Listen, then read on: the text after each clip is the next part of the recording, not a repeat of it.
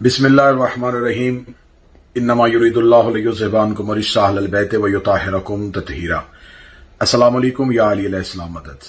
मोमिनीन इकराम, चंद रोज पहले एक इंतहाई नाखुशगवार वाक़या पेश आया कि एक लावलद ने जनाब हजरत इमाम मूसा काज़िम अलैहिस्सलाम, आइमा इत्तहार और शहजादी नरगिस सलामुल्लाह अलैहा की गुस्ताखी की।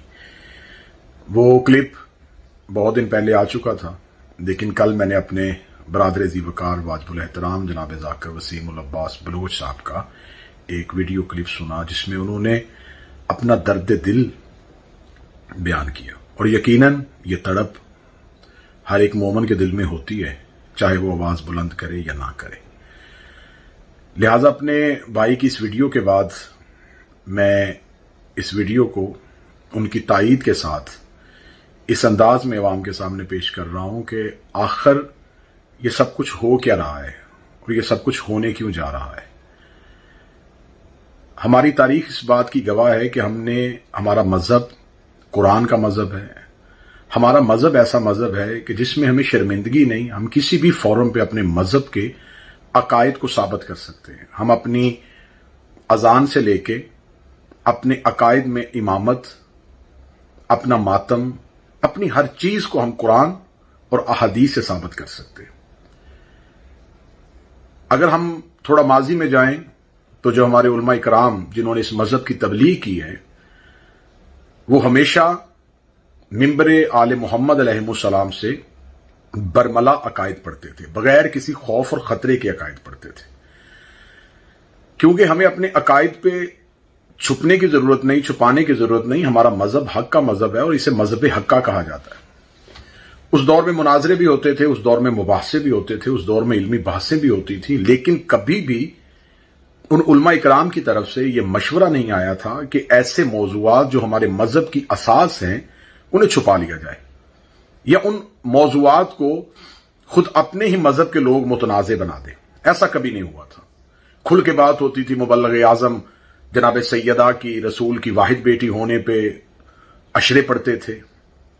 वो उलमा इकराम जो हैं, जो मीलों का सफर करते थे, वो खिलाफत पे बहस करते थे, वो अमीर अल मोमिनीन के हक खिलाफत पे मुवासे और मुनाजरे करते थे। लेकिन आज के दौर का खतीब, आज के दौर का जाकर परेशानी में इसलिए है कि आज के दौर और खतीब को, जाकर को, जब वो शिया अकायद पढ़ता है तो उसे फसादी कहा जाता है, उसे MI6 का एजेंट कहा जाता है, उसके लिए अरसा हयात को तंग कर दिया जाता है। दुश्मनान की और दुश्मन मजहब की ताकत के सहारे से उसकी आवाज को बंद कर दिया जाता है। तो मेरी गुजारिश यह है कि जब हमें अपने मजहब पे कोई शर्मिंदगी नहीं है तो हम अपने मजहब के अकायद को आजादी के साथ क्यों नहीं बयान कर सकते। क्या अगर हम आज अपने बच्चों को नहीं बताएंगे कि जनाब सैयदा का दरबार में जाना हक था, अगर आज हम अपने बच्चों को नहीं बताएंगे कि खिलाफत अमीर अल मोमिनीन का हक था, अगर आज हम अपने बच्चों को नहीं बताएंगे कि बनु उमैया और बनु अब्बास ने किस तरह हमारे आइमा को शहीद किया, कौन सी साजिशें थी जो जमल और सफीन में इमामत के मुकाबले पे आई, उन लोगों के चेहरे अगर आप नहीं दिखाएंगे तो हमारी नस्लें गूंगी हो जाएंगी। आज हम इस खामोशी के साथ अपनी नस्लों को इस मोड़ पे ले आएंगे कि एक वक्त आएगा कि हमारी नस्लें, हमारा अकीदा किताबों से निकल के जुबानों से बयान होना जब खत्म हो जाएगा तो हमारा अकीदा कहां से ढूंढेंगे, इस मजहब को कहां से तलाश करेंगे। तो हुजूर, मेरी गुजारिश यह है कि अगर ये जुबानें खुल रही हैं तो हमें अपनी बेबसी का जहां पे इजहार करना है, जहां हमें तकलीफ हो रही है, जहां हमारे, जैसे कि मेरे ब्रादर की बेसाख्ता आंखों से आंसू निकल रहे थे और उनकी चीखें निकल रही थी, ये यकीनन एक दर्द दिल रखने वाले मोमन की पहचान है। लेकिन हमें इसका जवाब इस अंदाज में भी देना होगा कि अगर तुमने हमारे सच्चे इमाम की, सदीका मां की तहारत पे जुबान दराजी की है तो फिर हमें इख्तियार है कि हम हर किसी की मां का किरदार बताएं।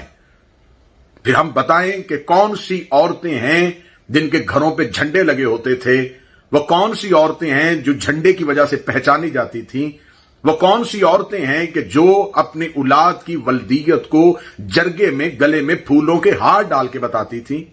फिर हमें बताना पड़ेगा कि कौन कौन सी औरत कहां कहां किस किस के मुकाबले पे मैदान में उतरी थी। जब हम हकीकत आपके सामने ले आएंगे तो फिर एक तमाशा हो जाएगा। پھر سڑکیں بند ہو جائیں گی، پھر احتجاج ہو جائیں گے، پھر ہمارے اپنے بھی یہ نعرہ بلند کرنا شروع کر جائیں گے توہین ہو گئی مقدسات کی۔ تو کیا ہمارے مقدسات نہیں؟ کیا اس ملک میں حضرت ابو طالب کی توہین نہیں ہو رہی؟ کیا اس ملک میں یزید کو رضی اللہ نہیں کہا جا رہا؟ کیا اس ملک میں حضرت امام حسن علیہ السلام کو معاذ اللہ باغی نہیں کہا جا رہا؟ جتنی دیر تک میں پاکستان میں موجود رہا، میں نے ہر ممکن کوشش کی کہ میں ہر زبان، جو بھی کتا کہیں سے بھی بھونکتا تھا اس کی زبان کا جواب دیتا تھا، لیکن مجھے صلہ کیا ملا؟ اپنوں کی طرف سے غدار، MI6 کا ایجنٹ اور پتہ نہیں کون کون سے الزامات۔ بالآخر مجھے جلا وطنی کرنی پڑی، اور جلا وطنی پہ کہہ دیا کہ وہ بھاگ گئے۔ 5 محرم کی بقوے کے بعد 7 محرم تک میں پاکستان کی سڑکوں پہ رہا ہوں، لیکن جب مجھے خبر ہو گئی کہ کہاں کہاں سے کون کون سی سازش ہو رہی ہے، تو پھر ہمارا زندگی بچانے کا مقصد یہ ہے کہ زندگی ہم نے وقف کی ہے آل محمد کے لیے۔ ابھی ہم نے زندگی سے بہت سے کام لینے ہیں، ابھی بہت سی آوازیں ایسی ہیں جنہیں ہمیں خاموش کروانا ہے۔ ہماری نوکری، ہماری ڈیوٹی ہمیں مجبور کر رہی ہے کہ بارڈر کا سپاہی مورچہ اس لیے بناتا ہے کہ اسے خبر ہوتی ہے کہ گولی سینے پہ تو کھانی ہے، لیکن کم از کم دشمن کو جواب دینے کے بعد ہم اب جام شہادت نوش کریں۔ یقیناً ہر مومن کی آرزو ہے شہادت، لیکن ابھی بہت سے مقاصد حاصل ہونے۔ میں اللہ آل محمد کو گواہ بنا کے کہتا ہوں کہ جناب سیدہ کی عصمت کی قسم کہ مجھ سمیت جتنے بھی ذاکرین پاکستان میں مجالس پڑھے ان میں سے کوئی بھی غیر ملکی ایجنٹ پہ نہیں ہے، کوئی غیر ملکی ایجنڈے پہ نہیں ہے۔ صرف حق کی بات کہنے والے کی زبان خاموش کروا دی جاتی ہے کہ اس نے فساد کیا۔ اسلام آباد میں مجلس 4 محرم کو پڑھی گئی ہے، 1 محرم کو مجھ پہ گجرانوالہ بیان کر دیا گیا، کس وجہ سے؟ کہ 4 لڑکے شیعہ ہوئے تھے اور کہہ دیا گیا کہ وہ شیعہ نہیں تھے۔ پھر انہی کے سٹامپ پیپر عدالت میں گئے اور عدالتوں نے پھر اس پرچے کو ختم کیا۔ میں نے کبھی اپنی صفائی کسی بھی فورم پہ آ کے نہیں دی، کسی ویڈیو بیان پہ نہیں دی، میرے وقت کا امام دیکھ رہا ہے۔ منافقین کی طرف سے جو سازشیں ہوئیں، حاسدین کی طرف سے جو سازشیں ہوئیں، ان سب کو دیکھا اور معاملہ کریم کربلا کی عدالت میں چھوڑ دیا۔ اے وقت کے امام، آپ گواہ ہیں کہ ہم نے یہ سب کچھ کیوں کیا تھا۔ اب میری گزارش قوم سے یہ ہے کہ اگر آپ چاہتے ہیں کہ ایسی آواز کبھی نہ اٹھے، تو اگر کوئی ایسا گندی نالی کا کیڑا کہیں سے بھی آواز اٹھاتا ہے تو اس کا جواب اسے اس کی زبان میں دینا ہوگا۔ میں پاکستان کے قومی سلامتی کے اداروں سے بات کرتا ہوں، جہاں میرا ملک خارجی اور داخلی انتشار کا باعث بنا ہوا ہے، جہاں پہ داخلی خطرات ہیں، خارجی خطرات ہیں۔ اور کل اپوزیشن کی جماعتوں کے ساتھ پاکستان کی پاک فوج کے سربراہ نے اور DGISI نے جو ایک مشاورتی اجلاس کیا، یقیناً ہم شیعہ اس ملک میں محب وطن ہیں، ہم اتحاد پسند ہیں، ہم چاہتے ہیں اس ملک میں امن ہو، ہم چاہتے ہیں اس ملک میں ہر ایک کو مذہبی آزادی ہو۔ ہم نے کبھی کسی ایک شیعہ نے جا کے اعتراض کیا ہے کہ یہاں یہ جلوس نہیں ہونا چاہیے؟ کبھی کسی ایک شیعہ نے یہ اعتراض کیا ہے کہ یہاں پر یہ میلاد کی محفل نہیں ہونی چاہیے؟ میلاد کی محفل ہو تو ہم لنگر بنانے والے ہوتے ہیں، میلاد کا جلوس ہو تو ہم سبیلے لگانے والے ہوتے ہیں۔ کیوں؟ ہم آج کے رسول ہیں، ہم خود میلاد والے ہیں۔ لیکن جو ہی محرم الحرام آئے گا، یہ ذاکر نہیں پڑے گا، یہ خطیب نہیں پڑے گا، اس جگہ مجلس نہیں ہوگی، یہ جلوس نہیں جائے گا، یہاں سے روٹ نہیں ہونا چاہیے۔ کیوں؟ کیا ہم اس ملک میں ٹیکس نہیں دیتے؟ کیا ہم غیر ملکی آباد ہیں؟ کیا ہم مہاجرین ہیں؟ کیا ہم وقتی طور پہ پاکستان میں آئے ہیں؟ تو میری گزارش ہے وزیر اعظم Pakistan, chief of army staff general Qamar Javed Bajwa, DGISI general Faiz Hameed صاحب سے کہ جہاں آپ اتنی جرت کے ساتھ اتنے دلیرانہ فیصلے کر رہے ہیں کہ ہم کوئی غیر ملکی طاقت، اور یقیناً آپ نے یہ جو آواز اٹھائی ہے یہ ہر محب وطن کی آواز ہے، یہ میری آواز ہے، یہ ہر مسلمان کی آواز ہے، یہ ہماری غیرت امانی ہے کہ یہ سرزمین ہماری ماں ہے اور ہم اپنی ماں پہ کبھی کسی غیر کا قدم نہیں دیکھ سکتے۔ یقیناً یہ آپ کے فیصلے جرت مندانہ اور دلیرانہ ہیں، لیکن میری گزارش یہ ہے کہ اس جرت مندانہ اور دلیرانہ فیصلوں کے ساتھ آپ اپنے ملک کے اندر پیدا ہونے والے ان اختلافات کی وجہ ڈھونڈیں۔